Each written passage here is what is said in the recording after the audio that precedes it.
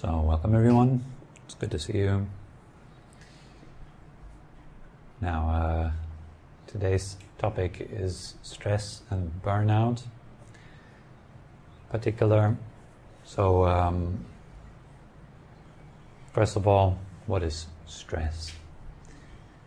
And how does it arise? What is causing it? So stress, we can also just say that it is a sort of a tension that arises in the mind, in the emotional being, in the body. So as soon as the body is holding tension, for example, it is under stress. And if you keep that tension in the body, it becomes more and more stressful, more and more painful, until eventually you collapse. The same is true for your emotional being or your mental being as well. So in the emotional being, if you, for example, are under constant emotional tension, and at some point you just collapse emotionally. Or for the mind, being under mental tension continuously, for example, the feeling that you have to perform, that you have to be perfect at what you do, that you, or just simply pretending to be someone that you're not. Like when you're out there, you have a public self, a self that you display to people that you don't know or just know a little bit. And you have a self that you display to your friends, and you have a self that you are holding up when you are alone with yourself in your closed room. There's different types of selves, and some of these selves can be a great burden. So the idea of what are others thinking of me, am I good enough, am I performing well enough, do I look good enough? And this is mental stress. Mental stress also boils down to just two facets: aversion and attachment. So aversion here just simply means dislike, if you don't like something. So what is happening when you're experiencing a feeling that you don't want to experience? You dislike it, you have aversion to it, right? So you try to push it away. So there is an aspect inside of the mind that is resisting your current experience. Right? You all know how that feels like. Like let's say, for example, you're sitting in meditation and you suddenly have to deal with yourself. Normally we don't really deal with ourselves, but when you come to a meditation class like that, then everyone is kind of quiet and you sit in the room. You don't want to be the exception that suddenly stands up and walks out because you can't take it anymore. So you kind of bear with it a little bit. You sit there and kind of facing yourself and facing all the chaos that goes on in the mind, facing all the chaos that goes on in your emotions and in the body, all the pain that you have to put up with. And that's difficult. And then we usually react to these unpleasant experiences with aversion. We don't want them to be there. We push against them. That is mental tension. Another form of tension is when you're experiencing something pleasant. You immediately try to hold it. That's attachment. You hold on to it, you try to keep it. You try to turn up the volume, you want to put it on repeat. You want to just stay immersed in this state. So there are two possible things that can happen. One, you're actually managed to maintain the state, the pleasant state, until it eventually turns out to become unpleasant. Because anything that you maintain, it becomes unpleasant after a while. You can have any example, massage, sex, whatever. If it would just continue, it would become unbearable. And the other thing that could happen is that it just fades, which it usually does anyways. We can't hold it anyways. So we're constantly faced with this tension of trying to hold on to things that we like and trying to push away things that we dislike. It's aversion and attachment. And the nature of all kinds of experiences in life is that they are temporary. There's no single experience that lasts. And that is something that you don't have to believe in. That's not some sort of fancy philosophy that you have to believe. That's something that you can observe when you sit in meditation. What happens to your emotional states? They go up and down and change, round and round. What about your body? Same thing. Sometimes feels very nice, very pleasant. Particularly if you advance a little bit in meditation already, your body becomes very pleasant. Then it becomes super unpleasant. And then there's an itch, then the itch goes away after a while, or something else happens. The same with anything that you can experience, any experience. If you really look at it, it doesn't last. It doesn't even stay still for a second. Such is the nature of experiencing. There's nothing to hold on to.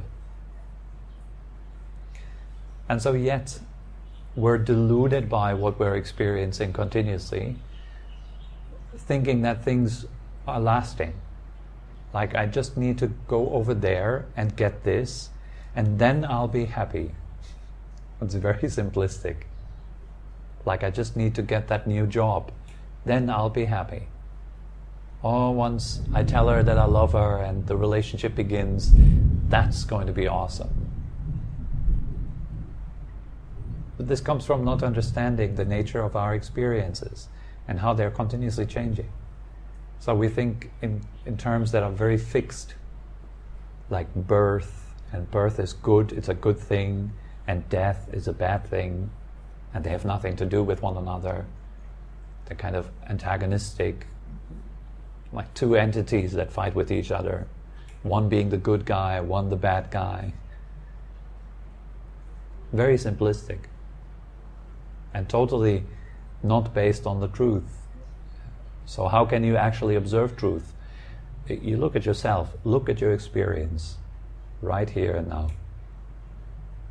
What do you notice? Is there any thought that lasts? Just listen to your mind talk. Is there anything static about it? What about your attention and how it moves? From dog to thunder to rain sound, to the fountain outside, to feeling your knees, to the itch.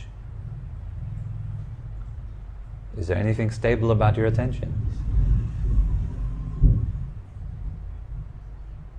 How about your body, the feelings in your body? Any feeling that is stable?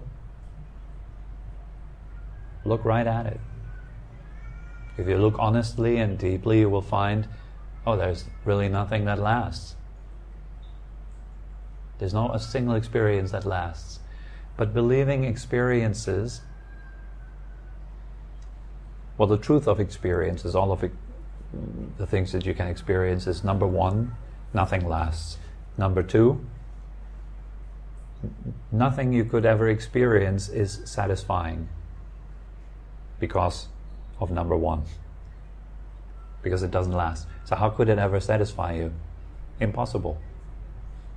And if you still think, well, if there was something that I could make last, just go through that imagination. Think of something in your life and think of it, anything that pleases you, everything that is nice. And then think of it never ending. You're stuck with that one experience for the rest of your life. Would that be good? Would you still enjoy it? Would that be infinite bliss?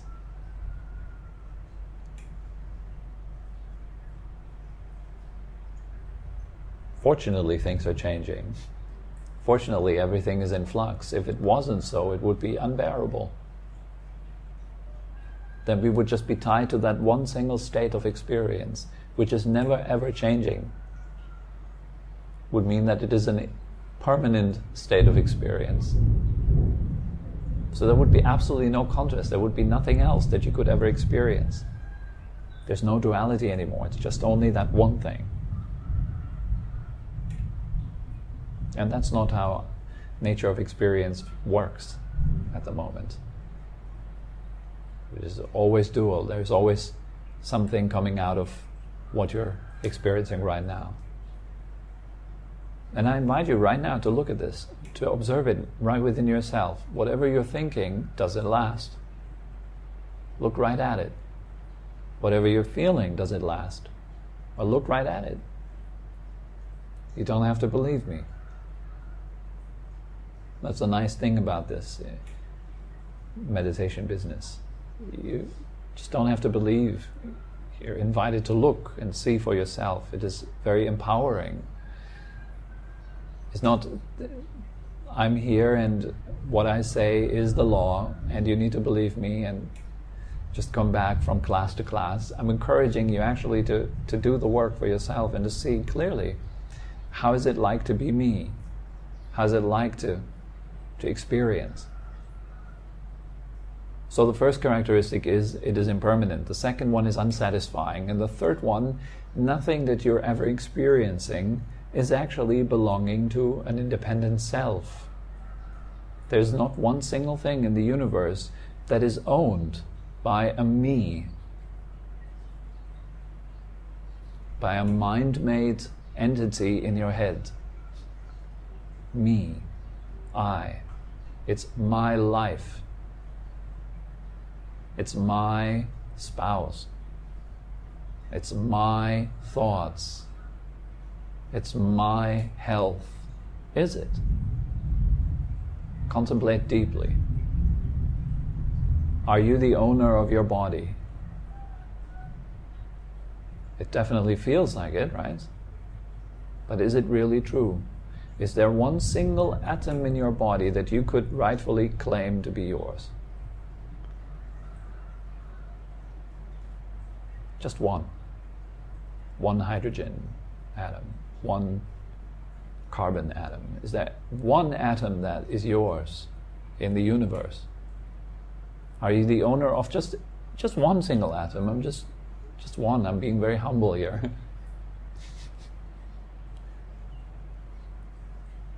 Contemplate. What will be the consequence of that? Doesn't ownership imply some degree of control, at least? If it is truly your body, then just command it not to get sick. Then just command it not to hurt when you're sitting in meditation. Does it listen? Of course not. That's because it is subject to cause and result, not subject to me. It is just subject to nature. If you put it to a fire, then the body transforms according to the nature of the fire. If you put it underwater, the body then transforms according to the nature of being underwater. Namely, you can't breathe anymore and so forth. That's not because of you deciding not to breathe anymore, it's just because of the nature of your surrounding is in interplay with your body. So the body reacts to what you put into it. Let's say you put a certain food into it, the body reacts to it. It's not because you want it to react or you don't want it to react. It just does it. It's just the nature of it. So that's the third characteristic, that there is no emotion, no thought, no atom in the universe that we actually own. But now, how does stress arise? The stress arises from seeing these three categories, or these three things, as the opposite.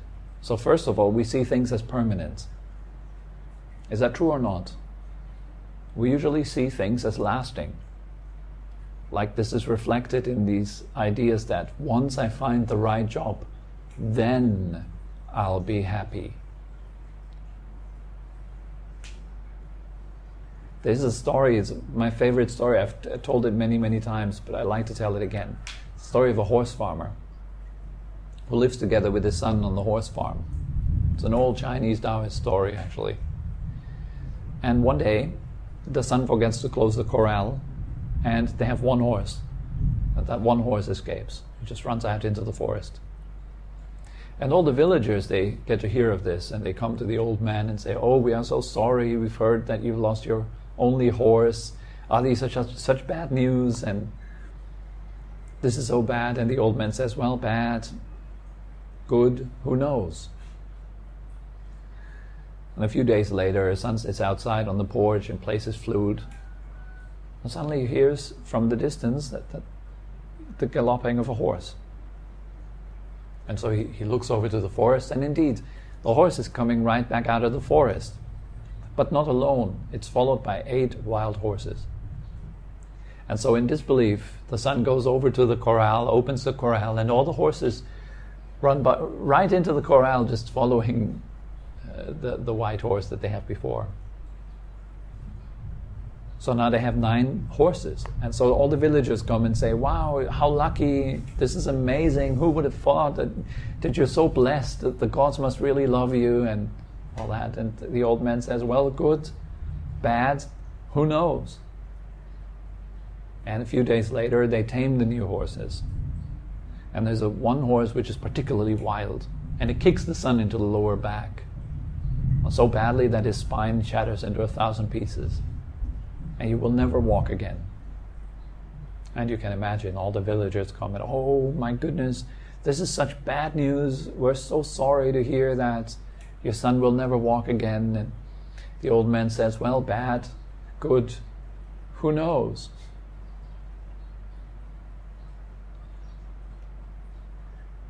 And a month passes, and the soldiers come into the village, recruiting young men to go to war. And all the families, the villages, they lose their sons. And they're all really, really sad. And they come to meet with the old man again and say, do you know how lucky you are? Your son can stay with you.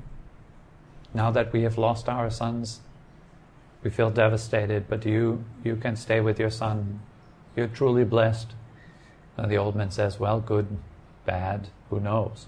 And obviously this story can go on infinitely. And it's the story of life. How many times did you think in your life already, oh my God, I'm so screwed, that's it. Oh my God, when I was younger, Mom and Dad is going to kill me. If they only find out what I just did. I thought it's going to be catastrophic. And I'm still here. How many times did I think, oh my God, this is it. Such a horrible experience. And yet it passed. And how many times did I think, wow, this is so awesome, this is great. And no. Many times I had meditations which were absolutely breathtaking, amazing. And then I go into the next meditation full of happy expectation, and nothing works. Not even the easiest methods, nothing. It's uncertain, things are uncertain. Everything changes. But the mind likes to make things fixed. It's good, it's bad. Doesn't that imply it's good and it's always good? And it will always be good, and it was always good.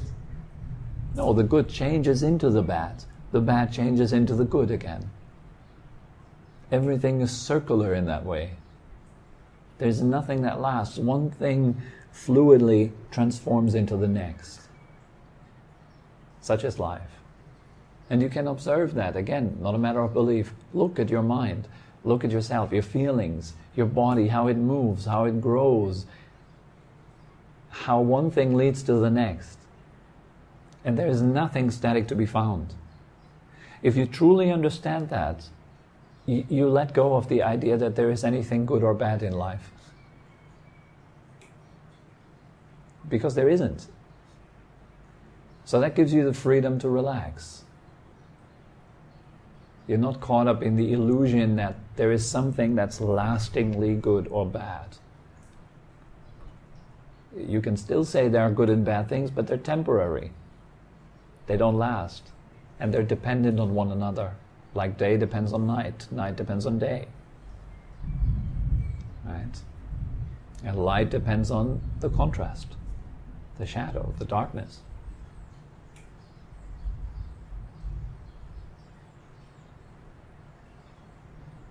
Then the second point is we think that things are satisfying because we are deluded by the first idea that things are either good or bad and worthy of striving for.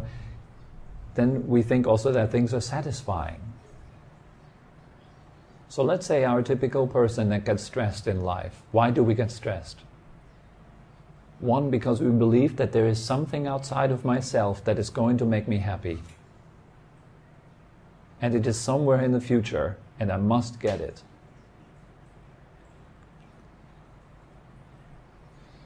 And then we believe that thing, that once we have it, it will definitely satisfy me. I only must get it. And the thing is, in life, you never get it. And even if you get it, it turns out it's not satisfying. That is highly stressful. The energy that we expend to get happiness is tremendous. And the energy that we spend it's strangely all directed to the outside world. We suspect happiness to be somewhere else, like in the next moment. So there's this continuous sense of striving for something in the mind. This is stress. Suspecting happiness to be separate from yourself, something that you just need to consume, that you need to add on to yourself, like a product. But how could we think any differently? Because that's the only thing we learn from childhood on. Through school, you learn that happiness is something you must accomplish in the outside world, like validation. The nice car, the promotion in your job, going up the corporate ladder, it's up there, it's almost there. Happiness is in reach, you just need to get it. Happens, by the way, also in the spiritual realm. People sit for years in meditation trying to get something. Or trying to get something. Like get more concentration, get more fancy experiences. Get more stuff. And once I have that, then it's always this. Once I, then. And it never works out, ever. And so no wonder people are afraid of the thought of death. Because it cuts right through that idea that, and then there's the big unknown. Freaks us out. And it really points to the fact that we spend our entire life chasing after stuff, things, mentally or emotionally or externally around us. Chasing, and never really getting something substantial out of it. And then in the end, we do our last breath. What are we left with? Nothing. We have to give it all up. All the things we have to leave behind. Nobody's going with us. So this is freaking us out, because it really clearly shows that, look, what you're looking for is not elsewhere.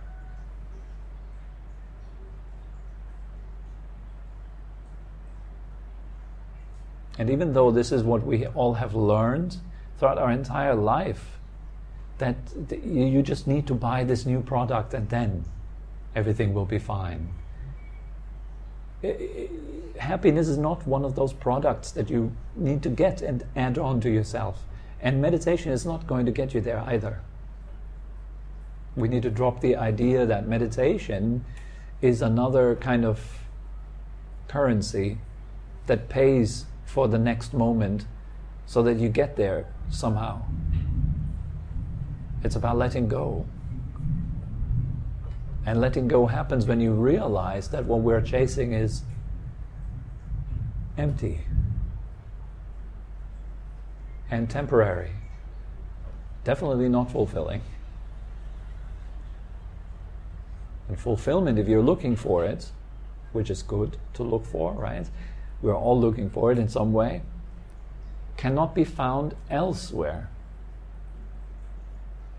You're only left with one chance right now, right here. You either open your eyes and recognize life as it is,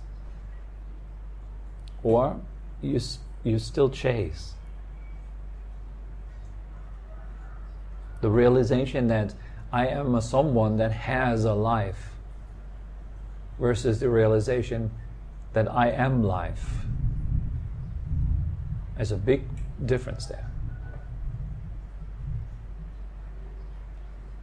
And why are we stressed? Because we're constantly trying to get somewhere. And it doesn't matter where we get, once we're there, we're trying to get somewhere. Is that not true? Is that not something that you can clearly observe inside of yourself? Unless you already have significant experience on the spiritual path, then you stop searching for stuff. We call that renunciation. You stop. You know that everything you're looking for is right here, right now, not elsewhere. And as soon as you pay attention to that, this moment, right here, right now, life can start to carry you. It's always been carrying. But then the conflict falls away.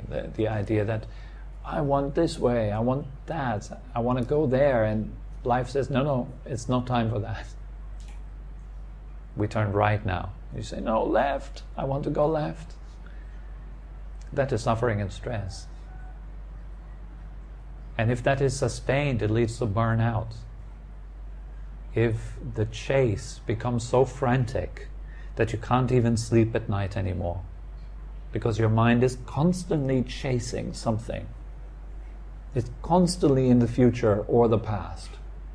It will literally put your body to a brink where it shuts down. And you're then forced. You're so debilitated with a true burnout that you can't even go to work anymore in the morning. You can't get out of your bed anymore. It's just depressing.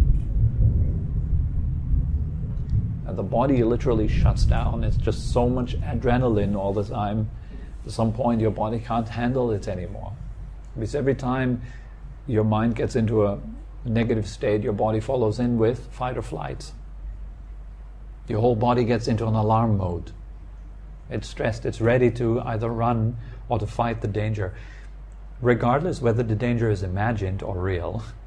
That's the problem. Your brain doesn't know whether you are actually facing a tiger or whether you're just imagining that there's a tiger that is facing you. The brain doesn't know the difference. It reacts the same in both cases, whether there is an actual tiger or whether you're imagining it. It puts you in fight or flight mode.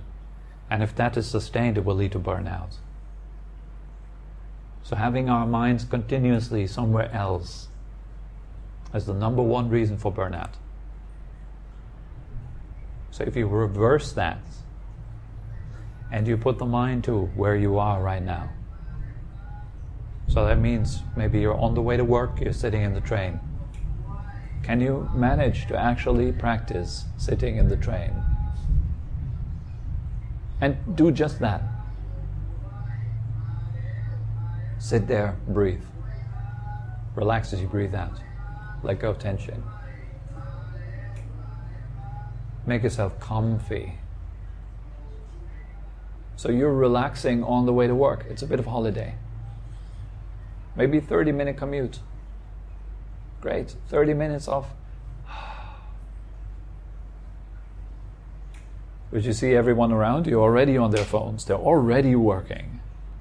I just recently heard that in some country, I don't know where, they want to start paying people for answering their email. They want to take this time that you spend on your phone before or after work, they will take this one as actual work hours and pay you for it. I find that absolutely horrifying. Because now not only are you just stressed continuously, you're also rewarded for it. That's not good. If at all, maybe the company should think about, if you answer your emails in your free time, you get less payment. You get an hour deduction then. Yeah, we should encourage rest. It's so vital. It is so vital. Rest. Like not thinking about problems. That's rest. How many times do you do that every day? Just being there, listening to the trees in the wind, sitting at the beach, just sitting at the beach. Like literally just being there. Doing a workout in the gym, great. Do a workout in the gym, but really be there. Let your mind really be there. Feel how the body moves. It gives you an advantage in your workouts too. You're going to be concentrated on what you do, like when you practice yoga or so forth. You avoid injuries like that. But if you just work out, like music in your ears, answering messages while on the treadmill, it's so much to handle. We're not present. And constant influx of information. So the very first thing that when I work with burnout people, we have a lot of them come into the retreats. The very first thing is just to put structure into your life. To structure your life. Like turn off your phone at nighttime. Have a time every night when you turn it off. Put it on flight mode. Let everybody know that you're not available anymore because it's time that you need to use for yourself, for recovery. These kind of structures are really important. Have times during the day that you use to answer email once a day. It is enough. It doesn't have to be 20 times a day. Once is good enough. Social media. Log on to social media once a day. Simple rules like this. Put structure into your life. Get to bed regularly at the same time. Wake up regularly at the same time. Meditate at least twice daily. Sit down and shut up. Don't do anything. Yes, mentally also, not just no talking, but mentally also coming back to the breath. Resting. Put your focus on rest. We need it throughout the day many times.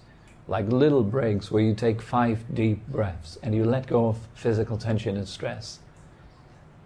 And there's many more of these kind of little structures or rules that help someone that suffers from burnout to overcome burnout. All it takes is proper rest, good rest, mentally, emotionally, physically, on all levels. So instead of keeping ourselves constantly busy with something. So presence and rest, silence, taking time for yourself, investing in yourself. And the good side effect is it does make you more efficient at what you do. You produce better work, no matter what you do, because it comes from a better place. Okay, so that's kind of all that comes to mind for today about burnout and stress. Are there any questions?